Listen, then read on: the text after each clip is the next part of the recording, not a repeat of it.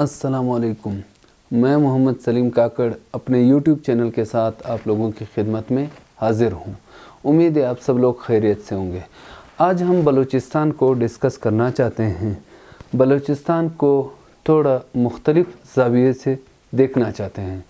लफ्ज़ बलूचिस्तान जब भी पाकिस्तान के किसी दूसरे सूबे में या फेडरल में लिया जाता है तो लोगों की जहन में अचानक कोई 5 पॉइंट्स आ ही जाते हैं। वो 5 पॉइंट्स ये हैं कि लोग इसको सिक्योरिटी कॉन्फ्लिक्ट रीजन समझते हैं या इसको सीपेक की पर्सपेक्टिव में देखते हैं, साथ साथ इसको जो हाईली मिनरल रिच रिसोर्स सूबा समझते हैं और इसके साथ साथ इसको ट्राइबल सरदार्स की कंट्रोल और हाईली स्मगलिंग रीजन समझते हैं। और आज हम ये कोशिश करते हैं कि इसको कोई 6 मुख्तलिफ और ज़ावियों से भी देखा जाए तो बलूचिस्तान को समझने में आसानी। सबसे पहले बलूचिस्तान को ब्लू इकानमी के तनाजुर में देखना चाहिए। ब्लू इकानमी लफ्ज़ सबसे पहले 2012 में UN कॉन्फ्रेंस में ब्राज़ील में स्पॉटलाइट में आया तो वर्ल्ड बैंक की रिपोर्ट के मुताबिक कि अब भी दुनिया के 8 अरब इंसानों में से 3 अरब इंसानों की रोज़ी रोटी समंदरों से ही रिलेटेड है। अब अगर बलूचिस्तान की तनाजुर में देखा जाए तो पाकिस्तान की टोटल साहिली पट्टी जो 1046 किलोमीटर बनता है उनमें से 760 किलोमीटर बलूचिस्तान में है। और अगर जोग्राफिकल पोजीशन देख लें कि बलूचिस्तान के साथ बलूचिस्तान का जो समंदर है उनके साथ अफ़गानिस्तान और ईरान भी आता है, जबकि सिंध के साथ हिंदुस्तान आता है। अब अगर हम इसको देख लें तो बलूचिस्तान का जो पूरे पाकिस्तान का जो समंदरी हिस्सा है उनमें से 2/3 बलूचिस्तान में आता है। तो माहिरीन की राय के मुताबिक कि अगर पाकिस्तान इस ब्लू इकानमी को यूटिलाइज़ करे तो कम से कम सालाना 100 अरब डॉलर से ज़्यादा कमा सकता है, जबकि इस वक्त पाकिस्तान सिर्फ 1 अरब डॉलर तक तकरीबन सालाना कमाता है इससे। सेकंड नंबर पर बलूचिस्तान के फ्रूट्स प्रोडक्शन को देखना चाहिए। बलूचिस्तान को fruit basket of the Pakistan भी कहा जाता है और वो इसलिए कहा जाता है कि यहाँ पर अगर हम देख लें कि पूरे पाकिस्तान का जो 70% खजूर है वो बलूचिस्तान में ही पैदा होता है और 130 किस्म के खजूरें पाई जाती है यहाँ पे। अगर हम अंगूर को देख लें तो पाकिस्तान के 90% अंगूर सिर्फ बलूचिस्तान में पैदा होते हैं और 22 किस्म के अंगूर पैदा होते हैं। हम अगर सेब को देख लें तो पाकिस्तान के 34% सेब बलूचिस्तान में पैदा होते हैं, 52 किस्म के सेब होते हैं यहाँ पर। इसी तरह आड़ू और अनार को देख लें तो 60% जो पाकिस्तान के है वो बलूचिस्तान में पैदा होते हैं। उसके बाद 3rd नंबर पर हम पॉपुलेशन को देखते हैं कि बलूचिस्तान ने पाकिस्तान के पॉपुलेशन डेंसिटी को किस हद तक कम रखा है। मसलन बलूचिस्तान का जो पॉपुलेशन डेंसिटी है वो 35 पर्सन्स पर स्क्वायर किलोमीटर है, जबकि पंजाब का 500 से ज़्यादा है, खैबर पख्तूनख्वा का 400 से ज़्यादा है, सिंध का 340 से ज़्यादा है। तो ओवरऑल बलूचिस्तान की वजह से ही दुनिया में जो पाकिस्तान का एवरेज पॉपुलेशन डेंसिटी बनता है वो 236 पर पर्सन्स बनते हैं। यानी बलूचिस्तान ने पॉपुलेशन ग्रोथ में के मसले में हिस्सा नहीं डाला है, उल्टा पाकिस्तान को फ़ायदा पहुंचाया है। और 4th नंबर पे हम एजुकेशन सेक्टर को देखते हैं।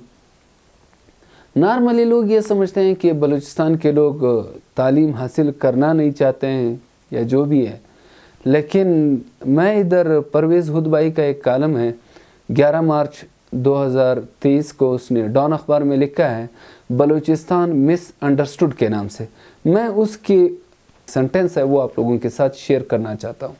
वो लिखते हैं कि young Baloch are thirsty to know they by nearly 3 times more books than sold at literary festivals in Karachi, Lahore और इस्लामाबाद। इसके साथ साथ वो ये भी लिखता है कि जब मैं ग्वादर यूनिवर्सिटी में जो लेक्चर दिया था उसके बाद लड़कियों ने लड़कों की बनिस्बत ज़्यादा क्वेश्चंस पूछे اور یہ بات پرویز ہود بھائی کے دوستوں کے لیے حیرانی کی بات تھی۔ اسی کالم میں وہ یہ بھی لکھتا ہے کہ اس کے well read, well travelled and well meaning friends نے بلوچستان کو پچھلے 30 سے 40 سال تک غلط سمجھا ہے، اور اگر اتنے پڑھے لکھے لوگ اس کو غلط سمجھتے ہیں تو عام انسان ظاہر سی بات ہے وہ اس سے بھی زیادہ غلط سمجھتے ہیں۔ اور اس کے بعد ہم آتے ہیں کہ بلوچستان کا پولیٹیکل سسٹم۔ بلوچستان کا پولیٹیکل سسٹم صرف ٹرائبل سرداروں پر منحصر نہیں ہے، یہاں پر ڈیموکریٹک پارٹیز بھی ہے۔ یہاں پر 1970 سے 2021 تک 16 حکومتیں بنی، اور ان 16 میں سے کسی بھی ایک سنگل پارٹی نے 2/3 میجارٹی آج تک حاصل نہیں کی، جس کی وجہ سے پھر مخلوط حکومتیں بنتی ہے۔ وہ مخلوط حکومتیں الیکٹیبلز اور ڈیموکریٹک پارٹیز کے درمیان بنتی ہیں۔ الیکٹیبلز آپ یہ سمجھ سکتے ہو کہ یہ وہی سردار ہیں جو موسٹلی وہی سردار ہیں جو زمانوں سے ہوتے آ رہے ہیں، اور democratic parties nationalist democratic parties بھی ہے، ریلیجیس ڈیموکریٹک پارٹیز بھی ہے۔ تو پھر ان دونوں کے درمیان مخلوط حکومتیں بنتی ہیں۔ ڈیموکریٹک پارٹیز کا کرٹیسزم یہ ہے ان الیکٹیبلز پر کہ ان لوگوں کی جو پولیٹیکل لوائلٹی ہے وہ بڑی جلدی چینج ہو جاتی ہے اپنے انٹرسٹ کے لیے۔ مثلا 2008 میں جب پیپلز پارٹی کی گورنمنٹ سینٹر میں آیا تو یہ لوگ پیپلز پارٹی کے ہو گئے۔ 2013 میں PMLN کی حکومت آئی تو یہ لوگ PMLN کے ہو گئے، اور 18 میں ان لوگوں نے باپ پارٹی کے نام سے ایک پارٹی بنائی۔ اب پتہ نہیں آگے وہ کیا کریں گے۔ یعنی اس پوائنٹ کا مقصد یہ ہے کہ بلوچستان کو صرف ٹرائبل سردارز کی تناظر میں نہ دیکھا جائے، بلکہ ایک مخلوط پولیٹیکل سسٹم کی تناظر میں دیکھا جائے۔ آخر میں ہم جو دوسرے صوبوں میں نوجوان ہیں ان کے لیے یہ پوائنٹ شیئر کرنا چاہتے ہیں۔ وہ یہ سمجھتے ہیں کہ بلوچستان میں جاب حاصل کرنا بہت آسان ہے۔ ایسا بالکل بھی نہیں ہے۔ اگر ہم پریکٹیکل گراؤنڈز پر دیکھ لیں، وہ یہ ہے، اگر پاکستان لیبر فورس سروے دیکھ لے 2014 کا، تو اس میں یہ لکھتا ہے کہ بلوچستان میں سب سے زیادہ یوتھ ان امپلائمنٹ ریشو ہے، یعنی 9.13% یوتھ ان امپلائڈ ہے۔ اگر 2021 کو دیکھ لے ڈیٹا، 2021 میں تقریباً 25,000 اسٹوڈنٹس یونیورسٹی سے فارغ ہوئے جو بلوچستان کے تھے، مختلف یونیورسٹیوں سے۔